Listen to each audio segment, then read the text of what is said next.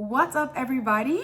I am a big fan of Natural Ray Ray here on YouTube and decided to follow her lead on this video idea. I also want to give a shout out to the originator, the Santa Maria, for her creativity.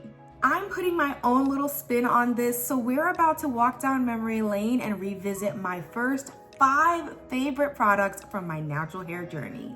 I'll hit you with the good, the bad, and tell you whether I'd use it again. Let's get into it.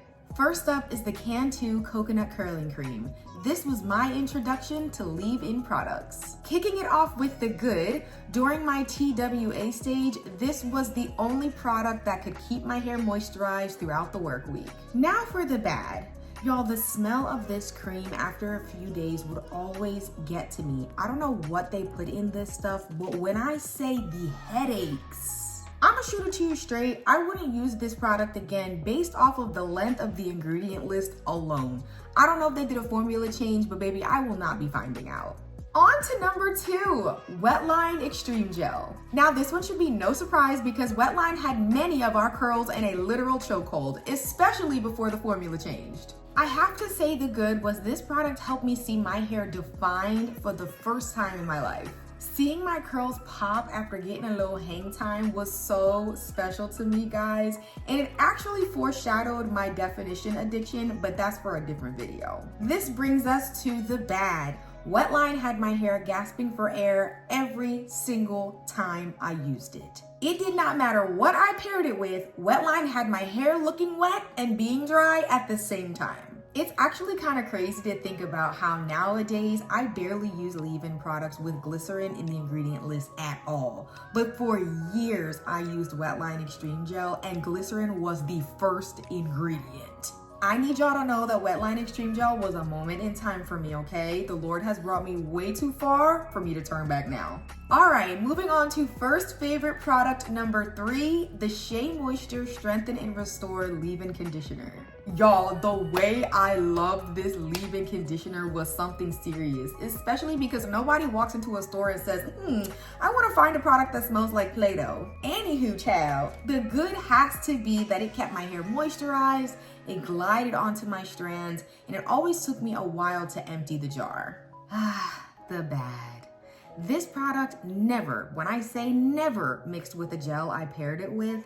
It gave me winter wonderland every single time I tried a new product combination, even the Strengthen and Restore gel from the same Shea Moisture line. And to make matters worse, they up and changed the formula and thought we weren't gonna notice.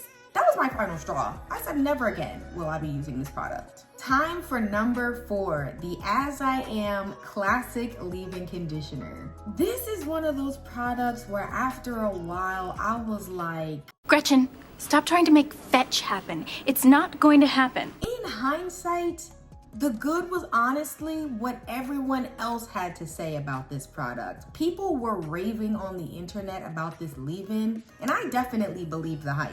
Now, this was a clutch player for me several times, so I can't sit here and discount how it helped me in my time of need. But the bad was the reality that it wasn't as great for my hair as I kept telling myself it was. It wasn't as moisturizing, it didn't have as much slip, and it was definitely squaring up every time I tried to mix it with other products. Despite this reality, I cannot deny that at the time this was affordable and accessible, so I kept going back. I actually purchased this when I was in a bind over the summer, and I'm planning to give it to my best friend because it just really doesn't wow me. And I don't think it ever has. Matter of fact, let me say this too. Am I the only one who thinks As I Am is a teeny expensive for the product quantity and ingredients? I just remember their double buttercream being so many people's staples, and I was like, y'all are paying almost $20 for an 8-ounce product with vegetable oil as the 3rd ingredient. Make it make sense. And I did try it, but I wasn't very impressed. I have to say this though, I very much so applaud and respect the consistency of the brand. Cannot take that away from them. However, I am just on to greener pastures, so no more classic leave-in conditioner for me. Wrapping this list up with my 5th first favorite natural hair product from my natural hair journey, and I need a second because this is a sensitive subject for me. It's the Soul Tentacles Afro-Tastic Curl Elastic Deep Conditioner, and y'all, this product was the highlight of my wash days for some time. The scent is still, to this day, one of my favorite fragrances of all time. Hands down, this product melted into my hair and elevated every wash day, every single time I used it, period. Now here is where I get a little emotional, because it took a turn for the worse when every single order started to be a roll of the dice. The consistency was different 3 orders in a row.